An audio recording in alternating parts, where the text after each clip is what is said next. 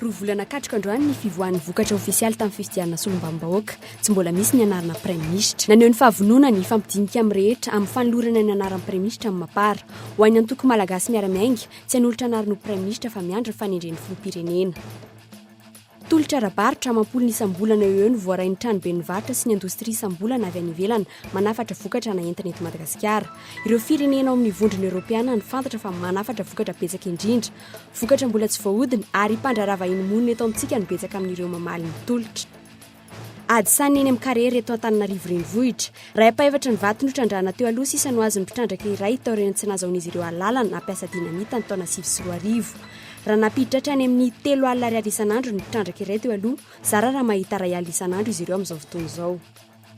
Zava-bita miavaka maneran-tany no nataon'ny orinasa mpamokatra fiara Honda. Hafa sy miavaka toy ireny fiara fanaovana rally ireny no nanamboarana ity fitaovana anapahana bozaka ity.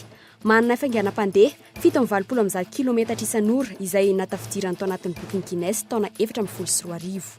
Ny antsipriny izay avy hatrany.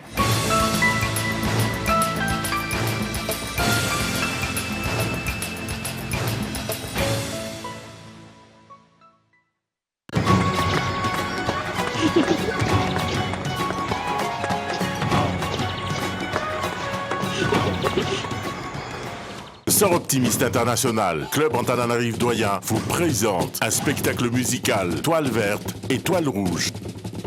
Interprété par Randy Ernest Zanen, au Carlton, le 10 avril 2014 à 19h. Partenaires Analogue, Vima et Production Ritschka. Renseignements au 033 15 583 11 034 07 474 23. Point de vente Annick Beauté en Tsakaville, Pretty Woman au Jumbo Score en Kourdan.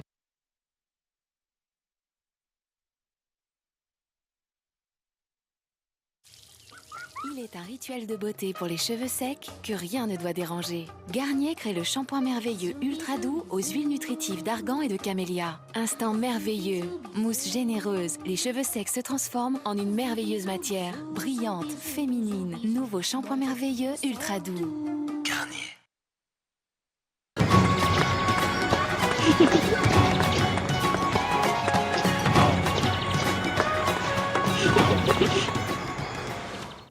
Ankafaliana indray tompoko kilasy tompoko vavy no iarahana aminao atao anatin'ny fampahalalam-baovao amin'izao takariva izao. Ety am-piandohana moa dia tsara ny mampafantatra anao fa manana vahiny ny sampana fampahalalam-baovao.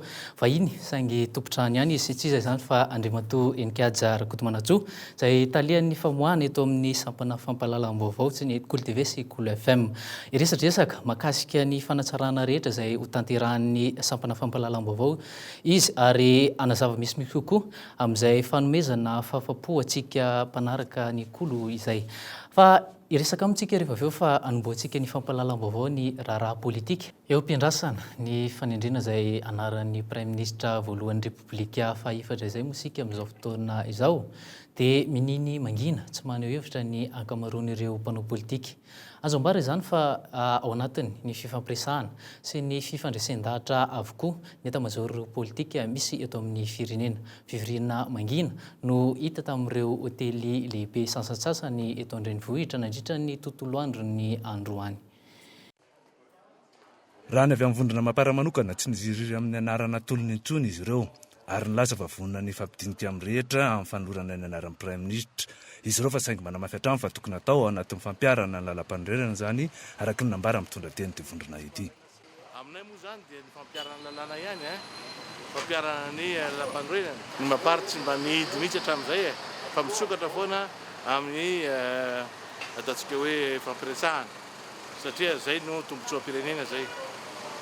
Zay dia vonona ifampiresaka, vonona fampidinika amin'izay mahasoa ny firenena. Etsakilan'izay tsy hanolotra anarana ao amin'izany praiminisitra zany ny antoko malagasy miara-miainga fa miandra-pitoniny izay anarana tendren'ny filoham-pirenena Hery Rajaonarimampianina satria efa hita soritra izao ny maranisa eo anivony anteny miara-pirenena. Amin'izao taona izao tonga tamin'ny maraina ny filoham-pirenena dia araka ny lazain'ny antoko malagasy miara-miainga tamin'ny sabotsy dia tsy hanolotra noho ny fanohanana ny président de la République amin'izao taona izao ny ataon'ny antokonay dia miankina aminy manohana anazy tanteraka ary amin'izao fotoana izao zany dia tsy hanolotra prime ministre ny antoko miarady malagasy miaramainga fa dia miandry an'izay tapahany rehetra mba hahafahana mametraka ny ty firenena ty mba handrosoantsika amin'izay eto Madagasikara. Maro anisa dia izy hitantsika tamin'ny herinandro ambony reny hoe mikambane tsy mikambane roa dia fahitako azy androany dia misy maro anisa mitombona kokoa ahafahantsika manolotra an'izay prime ministre zay omena ny filoham-pirenena ahafahany filoham-pirenena ihany koa manendry an'io prime ministre io. Nandritra ireo volana mahery ny andrasana izay prime ministre ny Repoblika faefatra izay dia efa maro ireo anarana voatonona ao amin'izany toeran'izany: Cool Roger, Jules Leten, Hatra Resampa, Ivoasina Razafy Maefa, Edgar Razafin-Drava, Tinka Roberto, Commissaire Brunel Razafy Tsiandraofa. Izao indray dia mandehandeha ny anarany Joseph Vianney sy ny Général Erlanto Ravelomanantso. Raha ny vaovao azy farany dia raha tsy totosan-droany ny fanendren'io prime ministre io dia mety ao amin'ny alarobia ho avy izao. Fa mbola raharaha politika hatrany no anoizantsika ny fampahalalam-baovao. Nampafantarina ny mpanao gazety eo maraina io ny fijoroan'ny ACS na ny Amicale des Anciens Conseillers Supérieurs de la Transition et Sénateurs de Madagascar tetsy amin'ny lampanatany miheran-doholona nosy kely moa izany no nanaovana izay.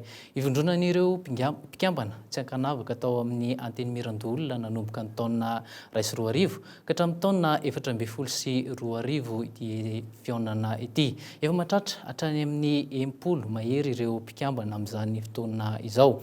Nilaza ny an'olo-kevitra ireo mpitondra amin'ny fampandehanan-draram-pirenena araka ny mahafirenena tandalana sy repoblikan'ireo Madagasikara izy reto. Fanampanazavana avy hatrany no arahantsika mahakasika izay.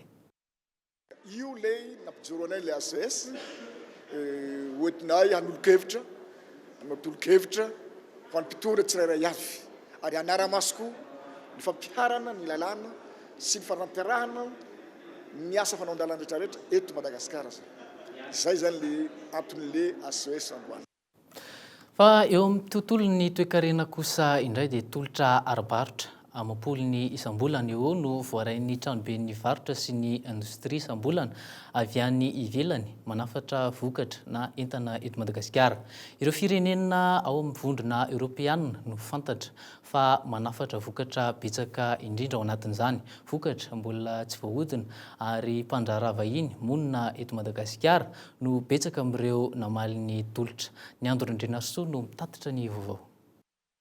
Solo-tena ara-diplomatika na filan-kevitra ara-toe-karena ireo no ataon'ny fanjakana na mpandraharahany ivelany mahakasika ny fifanankalozana ara-barotra ho ataony amin'ny Madagasikara. Ho an'ireo efa mifankazatra amintsika kosa avy hatrany dia ireo mpandraharaha no ifaneraserany amin'ny alalan'ny tranoben'ny varotra sy ny indostria. Tolotra mampolony isam-bolana eo no voarain'ity farany izay mivoaka amin'ny alalan'ny tranokala www.cci.mg. Raha ny salanisa avy ao amin'ny ministeran'ny varotra, firenena maro maneran-tany no manafatra vokatra ka voavalin'ireo mpandraharaha eto Madagasikara ny filany. Ohatra vitsy amin'izany tamin'ny taona 2014, ireo nosy rahavavy toa ny Comores sy La Réunion no nanondranantsika enomby sy trondro betsaka indrindra hatramin'ny 770 sy 409 sy 1 kilao ny enomby nalefa tany Comores ary 470 sy 240 sy 3 kilao nalefa tany amin'ny nosy La Réunion. La Frantsa kosa no mandray makamba betsaka indrindra hatramin'ny 170 sy 350 sy 9 sy 7 sy 4 tapitrisa kilao. Inde kosa no mandray ireo vokatra tsaramaso betsaka indrindra hatramin'ny 120 tapitrisa kilao. Anisany ahondrantsika betsaka ihany koa ny jirofo ka Singapour no mandray ny ampahany betsaka hatramin'ny 4 tapitrisa kilao. Ny ampahany betsaka amin'ny riz de luxe ahondrantsika dia raisin'ny États-Unis na hatratra hatramin'ny 50 sy 250 sy 4 kilao. Tsy ireo ihany, mbola maro ireo filanany ivelany izay ireo mpandraharaha vahiny monina eto Madagasikara no mamaly ny betsaka indrindra amin'izany. Fanondranana entana nge tsy vita fotsiny aza manana entana dia andeha hanondrana. Fa misy fenitra tsy maintsy arahana amin'izy rehetrarehetra ireny. Mpandraharaha gasy somary mbola marefo tsy mbola nanana zay expérience zay. Mpandraharaha vazaha efa manana an'le expérience nefa nahita izy tany amin'ny toerana isy azy ary zavatra azo adiny koa hoe zao fotoana ny eran'ny internet zao ange matetika ny olona samy jery anaty internet. Io zany anisan'ny mbola hoe lesoka kely tokony ho areniny ireo mpandraharaha malagasy. io no antony sy ny fampiofanana nataon'ny tranobe nivaritra sy ny indostria ho an'ireo mpandraraha malagasy ny volana febroary sy martsa farany teo. Mbola ireo firenena ao amin'ny vondrona eoropeanina ihany kosa no betsaka amin'ireo mandefa tolotra ara-barotra ao amin'ny tranobe nivaritra sy ny indostria.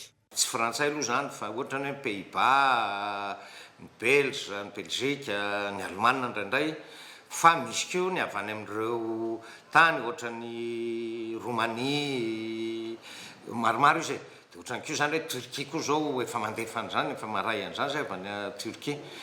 Tsy ny tranobe nivaritra sy ny indostria eto Antananarivo ihany no mandray ireo tolotra ireo. Misy ireo izay alefa any amin'ny faritra amokaran'ny vokatra tadiavin'ny any ivelany. Amin'ny ankapobeny ny vokatra mbola tsy voahodina avokoa ireo ondrantsika makany ivelany ireo. Misy amin'izy ireo anefa no miverina eto amintsika rehefa voahodina avy any ivelany, toy ny menaka jirofo hatramin'ny iray tapitrisa-kilao nafarany Madagasikara tamin'ny taona 2012. Fa mbola fanadidiny ny Andro Randrinarso ihany no taterina aminao anatin'ity fampalalam-baovao ity. Eo amin'ny lafiny toe-karena an-trany saingy hitodika kosa amin'ny maresaka ny fahasalamana. Ankalazaina androany ny andro raisam-pirenena natokana ho an'izay fahasalamana izay. Tsy mbola ny malagasy rehetra nefa no afaka mianoka tanteraka amin'ny fitsaboana tokony ho raisiny mba azahoana ny fahasalamana raha ny assurance maladie na ny fiantohana amin'ny trangana aretina no resahana. Mbola vitsy ihany koa ireo manana izany eto Madagasikara. Arao avy hatrany ny fanadidina. Ny 1.7 ihany natokana ho an'ny fahasalamana. Fandraisana tanana fanonerana manontolo amin'ny ampahambetsaka ny saram-pitsaboana manomboka any amin'ny fizahana ka hatramin'ny fidirana hopitaly sy ny fandidiana. Matetika ireo raim-pianakaviana na rem-pianakaviana mana antotanasa no afaka mandoa latsakemboka ahafahana miany ankohonana eo amin'ny lafin'ny fahasalamana. Marobe ireo tombotsoa mety ho azo amin'ny fananana fiainana ara-pahasalamana. Ny tombony lehibe azony tsirairay zany rehefa manana fiantohana ara-pahasalamana izy dia rehefa tonga ny fotoana marary izy dia tonga dia oneranay ny saran'ny fitsaboana na fizahana eny amin'ny mpitsabo io na ny vidim-panafody na ny fidirana eny amin'ny hopitaly na iny oneranay na tonga dia raisinay an-tanana. Tsy natokana ho an'ny mpiasa irery nefa ny fiainana ara-pahasalamana. Efa misy ihany koa ny fiantohana amin'ireo mpandraraha madinika toy ireo mpikambana eo anivon'ny OTIV amin'ny alalan'ny ombina tahiry ifampitsaboan'ny mpikambana na ny mutuelle arena. Latsakemboka 3 alina isa-taona ho an'ny ankohonana misy olona 5 farafahabetsany no aloha amin'izany. Sahan'ny mutuelle ny 700 fitsaboana ka tafiditra anatin'izany ny fizahana, ny fanafody, ny fidirana hopitaly hatramin'ny fandidiana. Misy 470 amin'izao fotoana izao no mpiara-miasa amin'ity fiainana ara-tsosialy ity izay ahitana ny hopitaly lehibe 4 eto Antananarivo, mpitsabo ary fivarotam-panafody. Ireo rehetra ireo izay paritaka manerana Antananarivo sy manodidina. Androany mety ianao tsy marary fa ny hafa voatsabo ny volana rotsaka ao iny. Izay no mifamadibadika ao anatiny ao fifampitondrana ara-malagasy mihitsy io ohatra ny hoe misy marary dia manatitra solom-boankazo ianao rehefa ohatr'izay ihany koa dia mandro-tsaha ao anatina mutuelle ianao fa ho voatsabo ianao rehefa tonga ny tsy fahasalamana. Ankoatra ireo miasa tena dia mbola misy ihany koa ireo sokajin'olona tena marefo tsy manana fahafahana hoenty hitsaboana ny ankohonana. Misy ihany koa ny fiahiana ara-pahasalamana tokony ataon'ny orinasa amin'ny aretina mety ho azon'ny mpiasa noho ny asa izay ataony. Eo amin'ny lafiny ara-teknôlôjia kosa indray dia lany daty manomboka rahampitso ny fampiasana ny Windows XP sy ny Office 2003. Mbola manahirana ireo malagasy marobe nefa ny fampiasana ireo système d'exploitation vaovao asolo azy ireo. Mbola tsy dia nieritreritra ny anova izany ny ankamaroan'ireo mpampiasa ny Windows XP, indrindra ireo cybercafé eny rehetra eny. Fanadidina irahana amin'ny zorakotondrina. Iverin'ireo mpampiasa ny Windows XP ho toy ny filazana fotsiny ihany ny an'ny Microsoft mikasika ny fahalan'ny fehimpotoana fampiasana ny Windows XP ho an'ny rahampitso 7 aprily 2012. Tsy mbola taitra amin'izany izy ireo. Izay aloha mampiasa XP foana hatramin'izay nampiasanay. Zavatra teneninao izay zao ohatra ny mbola au courant izay fa tsy voahenonao mihitsy zany miresaka hoe tapitavapisy iny nefa zany fa tsy dia tena hoe izy fetraikany amin'ilay direct amin'ilay asanay aty zany ilay izy fahafararako hoe satria be da be ny olona tsy tena hoe mampiasa an'ilay hoe original ny XP. Ireo cybercafé no tena isan'ny mpampiasa betsaka ny Windows XP ka ny SP2 na ny special package 2 no tena miasa indrindra. etsy andanin'izay raha ny nambaran'ireo mpampiasa azy mbola tsy takatry ny akamarony gasy ny vidin'ireo logiciel original mitetimpidy manodidina ny iray hetsy ariary eo ny vidin'ny système d'exploitation Windows 8 iray tsy mbola vonina hiala amin'ireo système d'exploitation taloha ny tompony sibera sasany. Efa nisy fotoana nampiasa an'ireny Windows 7 sisa reny fa ohatra compliqué kokoa ny olona le client mihitsy tsara zany satria mifidifidy zavatra be izy ireo zany le XP tsotra ihany zany ohatra ny hoe standard dia mahazatra ny olona dia raha ohatra ka tsy misy fiantraikany amin'ilay asanay le izy hoe tapitra zay ny aniny dia mety tsy manovo zay fa raha sanatrika tena hoe tsy hafanay miasa tsony tokoa le aniny dia mety hoe tsy maintsy voatery zany manovo amin'izay fotoana zay. Efa 13 taona izao no nisian'ny Windows XP. Ho an'ireo tsy manana connexion internet, mbola afaka ny ampiasa ny Windows XP ihany izy ireo. Ireo mifandray amin'ny tambazotra kosa tsy azo fanavaozana na mizazoro, tsy azo fanampianarana teknika na assistance teknika intsony izy ireo afaka 12 ora. Izany hoe ampanano sarotra ary tsy ho azo ampiasaina araka ny tokony ho izy intsony Windows XP. Midika izany fa ireo mpanjifa izay mampiasa Windows XP dia mbola afaka mampiasa ny Windows XP io fa tsy misy tsony zany ny patch de sécurité avy amin'ny Microsoft. Inona moa ny dikan'izay hoe patch de sécurité zay tsy protégé tsony zany ireo mpanjifa rehetrarehetra na orinasa izy na olon-tsotra mampiasa ny Windows XP. Dikan'izany afaka misy ny ohatra hoe manao piratage na système informatique na orinasa anankiray izay mbola mampiasa Windows XP. Olona natolotry Microsoft ny fampiasana ireo système d'exploitation vaovao. Efa misy ny toerana ahitana azy ireny, na izany aza efa ahitana azy ireny sahady eny anivon'ny mpivarotra CD na amoron-dalana. Dia iny vaovao iny koa no itodiantsika avy hatrany amin'ny maresaka sosialy. Niatra nanomboka androany ny fiakaran'ny sarandalana makany Mahitsy. Raha toka arivo-ariary zany nandritra ny 10 taona, niakatra ho 500 ariary zany ankehitriny. Na dia mbola tsy hita taratra amin'ny fiainan'ny tantsasy ny vidin'entana izay zany dia maro amin'izy ireo no efa velotaraina, indrindra ireo mandeha tabadalana samy manana ny filazany. Ny coopérative sy ny mpanjifa manoloana izay fiakarana izay. Fanadidiny arahana amin'ny Gaëtan Andretsilavo. Fiara lehibe misy 320 ary coopérative 3 no mampitohy an'Antananarivo renivohitra sy ny Mahitsy ankehitriny. Niakatra 500 ariary ny sarandalana manomboka androany. Tsy vitany hoe niakatra nefa ny sarandalana, eo ihany koa ny hoe tsy mitondra tabadalana intsony. Ity farany izay tena mampitaraina ireo mpanjifa. Tsy maintsy mandoa 500 ariary izy ireo na dia mandeha tabadalana aza. Zay mandeha tabadalana ho an'ny lakamisy zao zay nanomboka tamin'ny valo maraina ny teto hatramin'izao mbola tsy voaray fa reo mipetraka ireo. Etra niakatra 500 arivo ny frais, 700 ny tabadalana etra ny tetsotsintsinina zany fa le 500 arivo Antananarivo ihany netra n'olombelona fa zay ty tabadalana tsy olona zany. 500 efa 100 ihany nefa zao fa mitondra 700 5 000 tsy mety misy mitondra ny tabadalana. Miandrasa tabadalana nefa tsisy ny andro fo ariva ihany. Dia davy ny 500 arivo ny tabadalana nefa miakatra ny 500 arivo. Nefa raha kotipotiana hoe tabadalana dia fa mandoa 5 000 ny olona tsirairay aby dia ohatrina zany ny frais miakatra raha ampitovina amin'izay. Araka izany, tsy mahafapo ny olona ny tolotra omen'ireo coopérative an'ireo mpanjifa. Ahazoana fitarainana avokoa ny kalitaon'ny fiara, ny fanajana ny mpandeha sy ny maro hafa. Fa isany misedra olana amin'izay tsy fitondrana tabadalana izay ihany koa ireo mpianatra. Le mpianatra tena mijaly mihitsy satria hitanareo ny aty ambanivohitra nefa aty-tsanareo zany ambanivohitra aty zany le mpianatra tsy maintsy manenjika aty nefa ny ahoana no avy ireo mpianatra ireo. Tsy le avy le mpianatra mihitsy zany mampalahelo mihitsy satria ireo mipetraka any ambanivohitra aty manenjika mianatra tsisy tômôbila mitondra nefa tsy raha dia tongotra aloha atorovo tonga aty zany. Atorovo mety tonga aty dia ireo mpianatra ireo tena mijaly be loha amin'ny anankiray ahoana zany ireo mpianatra ireo. Tsy ny fiakaran'ny sarandalana araka izany no tena mampitaraina ireo mpanjifa fa ny fandaminana eo anivon'ny coopérative. Ity farany izay milaza fa raha ny zava-misy eo amin'ny vidin-tsolika sy ny fikarakarana ny fiara ary ny alaviran-dalana no jerena, rariny izao fampiakarana izao ary mitondra tabadalana ihany koa izy ireo. Misy sokajiny eo zany ny mialany amoety zany misy sokajiny eo hoe misy ambondratrimo alaka misy ohatr'izany zao fafaritro anatin'le tabadalana anotaninao. Tabadalana zany raha amin'ny 15 kilo ambondratrimo izy zany zao 5 000 arivo ariary. Teo aloha izy 700. Zany hoe niakatra 200 fotsiny. Misy 700 koa. Alaka misy io.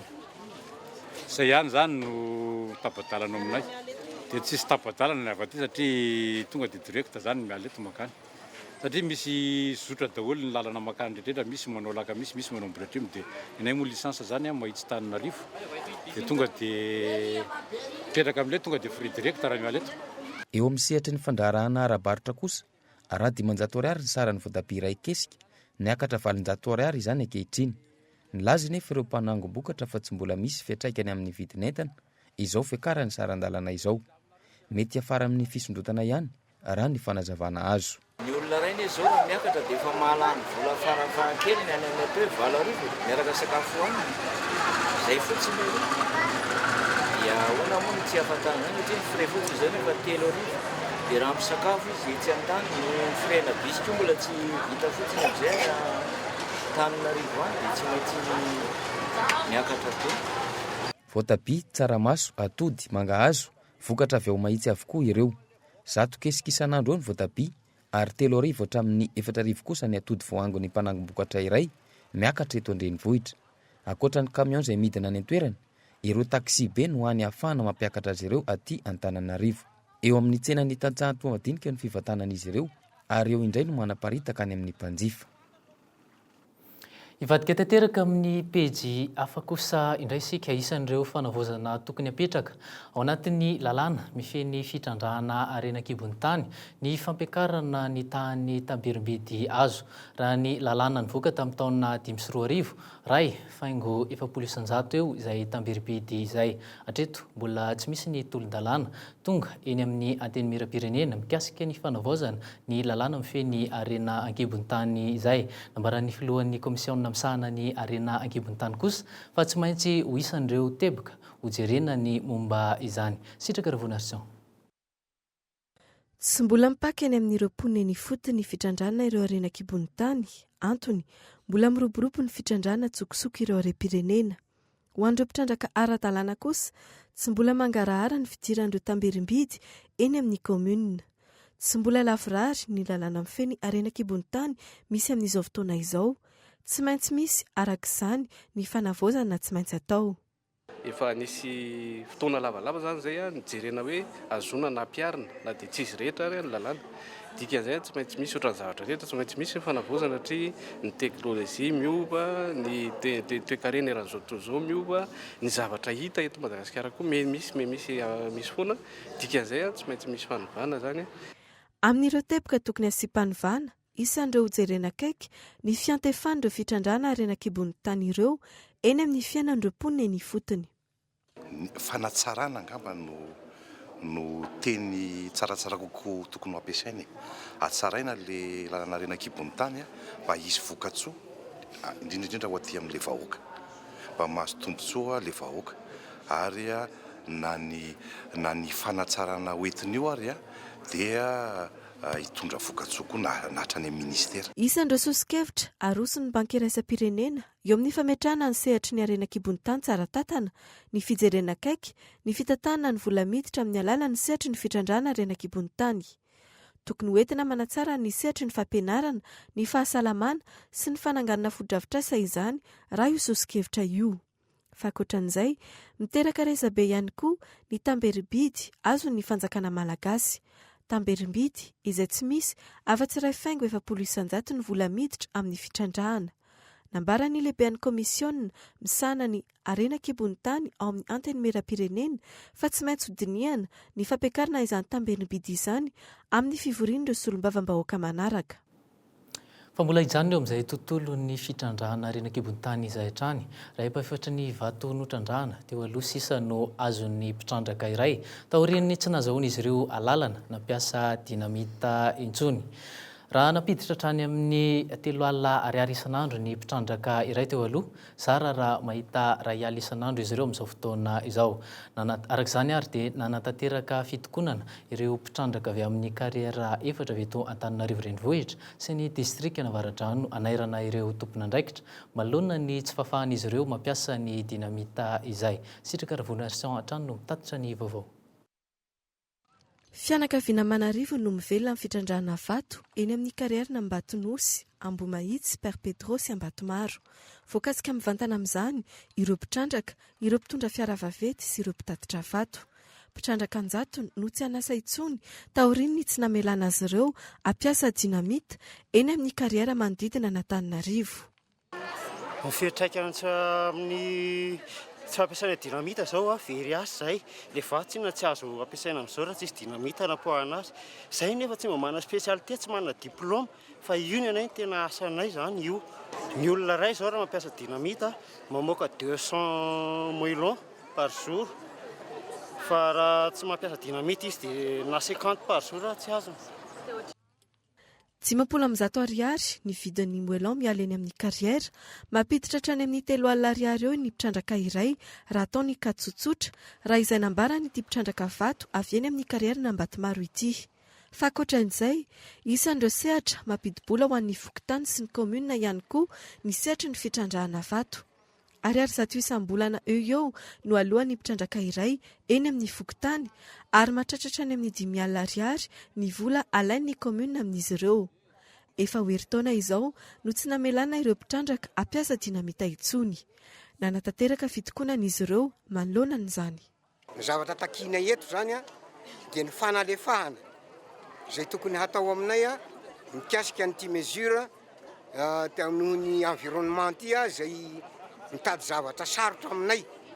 Hanao étude d'impact environnemental zany zareo. Nefa zahay dia tsorinay fa tsy misy zavatra simbainay, tsy misy biby na hazo simbainay na lalana simbainay fa dia tonga dia vato efa miafleure aty ambony no trandrahanay. Mety mitera-doza ny fampiasana ireo dinamita raha nambarany loharanom-baovao akaiky ny ministera ny Arena Kibontany. Misy fenitra rahana ihany koa ny fampiasana izany raha ny fanazavana voaray, isan'izany ny fiambenana ny toby toeran'ny dinamita. Raha ny marina, efa taonany maro no tokony nakatona ireo kariera efatra eto Antananarivo sy ny manodidina, saingy mbola navelan'ny sokatra noho ny fisian'ireo mpitrandraka madinika eny atoerana. Antony iray ihany koa, mampidi-bola ho an'ny komuna sy ny fokontany ny sehatry ny fitrandrahana vato. Dia ny fanadidina ny arahana tamin'ny sitraka Ravona Arison koa no itodiantsika avy hatrany amin'ny trangam-piarahamonina indray ny tokony ary nanakana ny lalana miditra any amin'ny Cité Akatso 2 ny mpianatra anjato ny teny Akatso Andranomaraina. Ny fahatapahan'ny rano any amin'ny toeram-ponenan'izy ireo no antony izao fitokonana izao raha ny fantatra. Tsy mbola fantatra mazava ny olana mahatonga izao fahatapahan'ny rano izao na dia efa nisy aza ny fidinana nataon'ny tompon'andraikitra teny fotony. Indrina no mitatotra izay vaovao zay. Efatra amin'ny volana Novambra 2024 no tapaka ny rano tetỳ amin'ny Cité Akatso faharoa. Trano 30 eo ny aran'ity fahatapahana ity. Efa nisy ny fitarainana nataon'ireo mpianatra manoloana ny zavamisy. Tsy nisy valina nefa izany ka izao nidina an-dalambe izao izy ireo. Dia sakilan'izy mandeha zany amin'ny 2 maraina ary maty amin'ny 3 maraina. Dia efa nanatona tompon'andraikitra zay tamin'ilay izy fa ohatrany hoe tsy considéren'jareo mihitsy ilay rapport ataony amin'izareo. Tapa-kevitra ny président de bloc fa aleo itaky hidina an-dalambe zany itaky zavatra tokony ho azonay satria talohan'ny novembre 2013 zany nandeha tsara le rano fa nagnino izy aty afara tsy mandeha. Raha natonina sy nanontaniana ireo tompon'andraikitra, misy tokoa ny olana eo amin'ny famatsinan rano ho an'ireo trano maromaro ireo. Hatramin'ny alarobia lasa teo, efa nisy ny fidinan'ny jirama tena toerana ny jery fotony ny olana. Efa nisy ny fanamboarana natao saingy mbola tsy nahavahan'ny olana izany, fa nampanazavana. Ny atao andrezany tapaka satria be mpampiasa noho n'ilay zavatra tsy fahampiany pression'ny rano jirama avy ato amin'ilay simben-drano. Dia eo mpikarakarana manamboatra zao io ny jirama hitanareo io efa nanomboka hatramin'ny alarobia fa nisy fitaovana be dia be mividina niaraka tamin'ny jirama dia eo am-panoloana ne mbola tsy mandeha izy dia mijery an'ilay tena fototra ilay zavatra mihitsy zany zao ny jirama sy ny teknisian'ny Croix. Etsika fanairana ihany ity natao mpianatra ity, na mefem-potoana hatramin'ny alarobia ho avy izao izy ireo hamahana tanteraka ny olana, hanamafy ny fihetsiketsehana izy ireo aorianan'io daty io. Tahaka ny jiro ihany ny rano eny Akatso, mikalabona ireo mpianatra ary manao izay tian'izy ireo amin'izany. Isan'ny manana olana ihany koa anefa etsy ankilan'izay ireo olon-tsotra mipetraka eny amin'ny manodidina amin'ny fahazoana rano amin'ny paompy sy ny atokantrano noho ity olana ity. fa mbola ijanona eo amin'izay tontolo ny trangam-piarahamonina izay hatrany saingy any amin'ny faritra kosa indray mitaraina ankehitriny ireo mponina avy ao amin'ny distrika ny Manja fa mirongatra izay tsy izy ny tsy fandriam-pahalemana indrindra fa ny alatromby ao amin'ity distrika ity efa ho telo taona mahery izay no nisiny izay trangam-piarahamonina izay zara raha manana omby intsony ity distrika ny Manja ity amin'izao fotoana izao satria saika anjato isan'andro no omby voaroban'ireo mpangalatra ireto izay mirongo fitaovam-piadiana mahery vaika toy ny Bas Kalaknikov tonga eto an-drenivohitra ireo ray aman-dreny avy amin'ny distrika iny mitaraina amin'ireo tompon'andraikitra mahefa andray fepetra faran'izay aingana no ireo lazaina ho mpandromba ny ombin'izy ireo avy amin'ny distrika ny Akazoabo iny.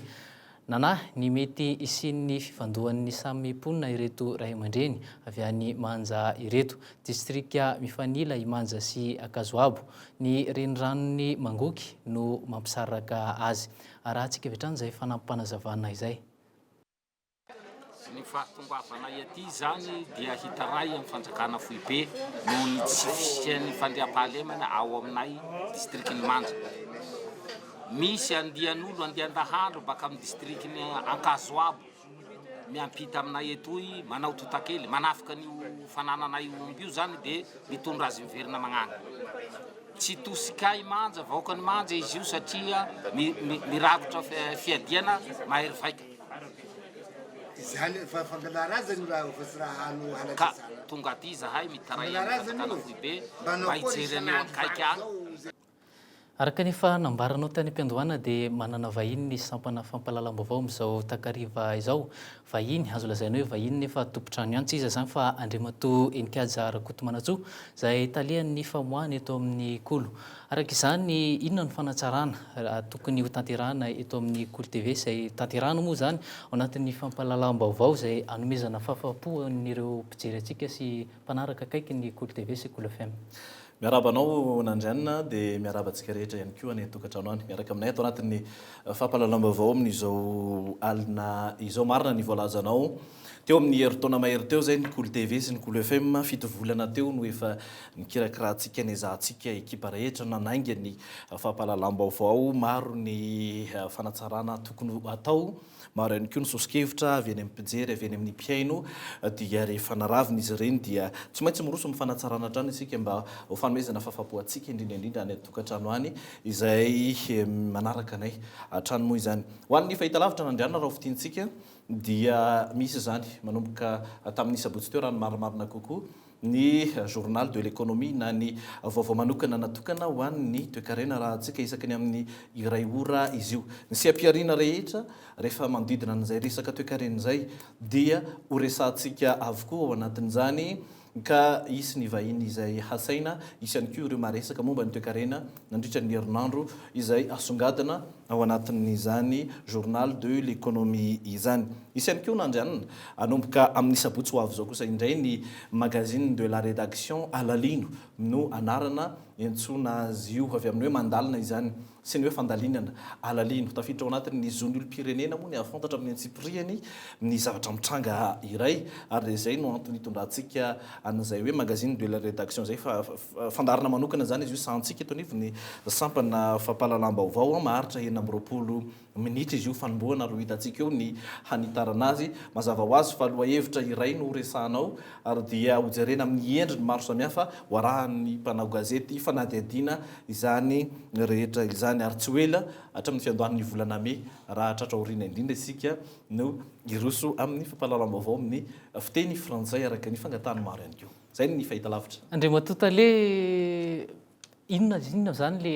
zava-nisy ny angana ny filan'le mpijery sy le mpanaraka akaiky ny vaovao ve sa entina amezana fahafapoan'ny mpijery hoe hevitra avy amin'ny kolo manokana le sa hoe inona ny zava-nisy ny angana na tonga n'izay hevitra amokatra zava-baovao zay. Ny antom-pisitsika onjam-peo sy fahita lavitra tahaka an'izao nandrianina ny antony mahatonga antsika mpanao gazety hikaratsaka sy hikarataka vaovao isan'andro ihany koa dia ny mpijery ny fanomezana fahafapoantsika ny antokantrano any mazava ho azy moa zany fa na dia atao isan'ny zandriny indrindra azy isika amin'ny hoe fahitalavitra sy ny onjam-peo raha ho an'ny eto andrenivohitra ho an'ny eto Antananarivo raha ny dingana vita hatreto aloha dia efa nahazahoana akony maro samihafa hatrany ampitany ranomasina any satria mandeha amin'ny internet en live zareo mandeha hatrany hatrany amin'ny internet ihany koa tsika hitan'ireo izay rehetra manana tambajotra na connexion eran-tany zany hoe Cool TV sy ny Cool FM izany ny fitambaran'ny hevitra maro samihafa avy ato anatiny sy ny avy any ivelany no nahatonga an'izay fanapahan-kevitra zay hoe ho atsaraina ampanakakezana kokoa ny mpanaraka fa indrindra ny vahoaka malagasy rehetra hatrany ny Cool FM sy ny Cool TV. Azonao asiana fanampanazavana kokoa hoe makasika le fandaharana amin'ny onjam-peo satria iaraha malala fa saika onjam-peo avokoa no ananan'ireo vahoaka eto Antananarivo sy manodidina. Marina tokoa zany bebe kokoa ny olona mihaino onjam-peo satria miasa amin'ny tontolo andro sy ny sisa noho ny olona izay manaraka ny fahitalavitra ny eo anivon'ny onjam-peo Cool FM ihany koa zany ao anatin'izay fanatsarana izay indrindra fa indrindra ao anatin'izay fanomezana fahafapoantsika rehetra izay dia misy ny fandaharana tafatafa izay sahan'ny sampana fampahalalam-baovao ihany koa izy io. Fandaharana tafatafa izay maharitra ora iray ny alatsinainy hatramin'ny zoma izany isan'andro manomboka amin'ny 9 ora sasany hatramin'ny 10 ora sy sasany eo.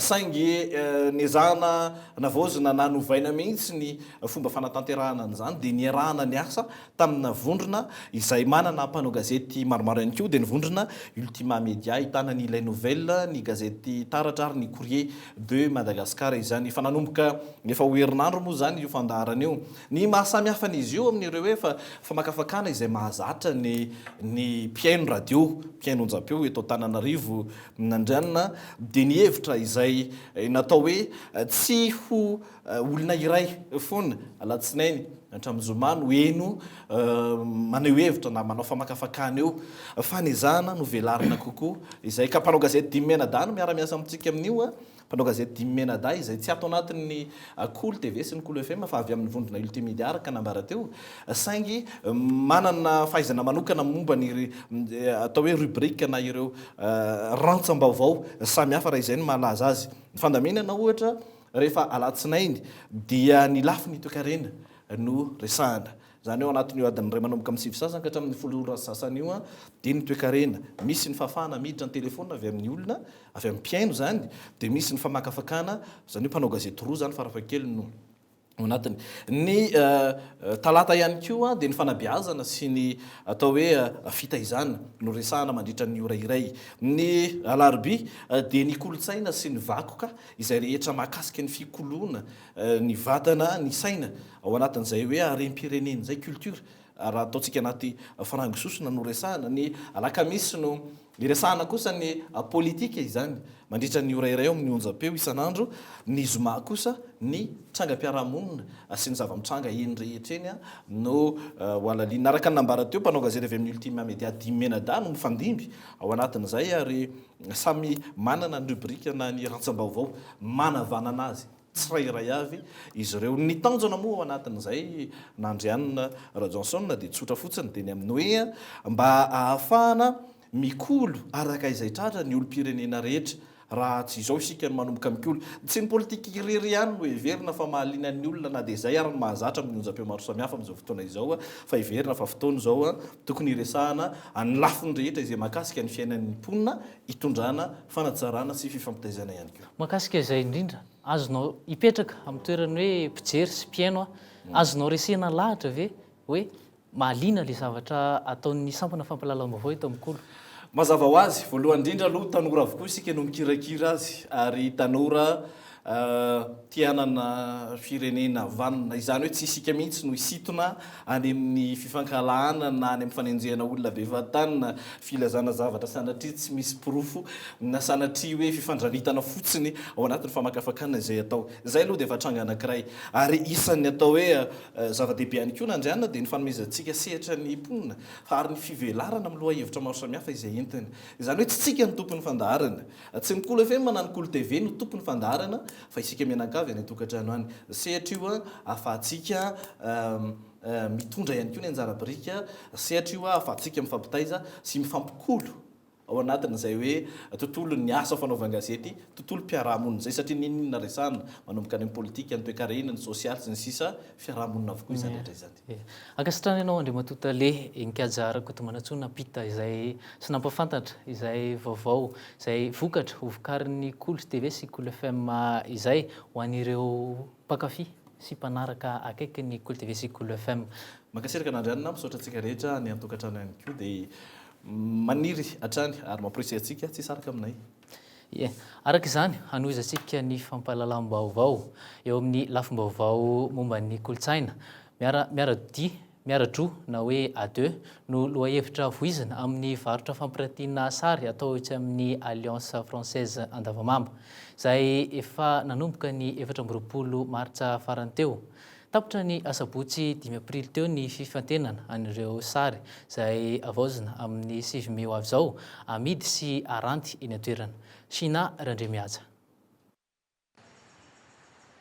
Ray ariary ka hatramin'ny 2 tapitrisa ariary no vidin'ireo sary ampiratiana amin'ny fifananana BMOI amidy ezara. Sary manodidina ny 300 no voaray tamin'ity fifaninana ity raha ho an'ny Antananarivo fotsiny ka 30 no voafidy hiakatra midingana manaraka, izany hoe ny fifantsanana.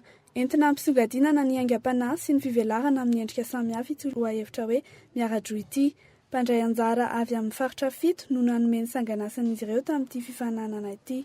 Ny fitambaran'ny isa avy amin'ireo mpankafy sy ny mpitsara no marodrevy ahafahan'izy ireo mifantana ireo sary ampiratiana ireo.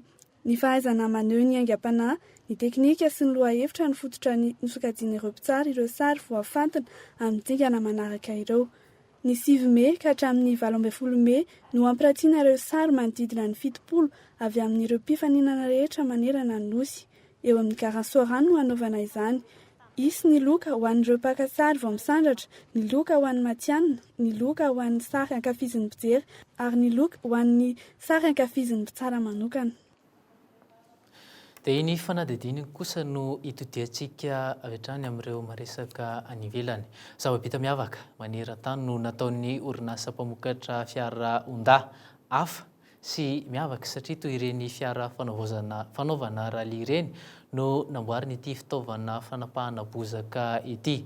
Manana hafainganam-pandeha 720 km isan'ora izy izay natafidirany tao anatin'ny bokin'ny Guinness taona 2012 sy 2000. Raha avy hatrany fanadidina.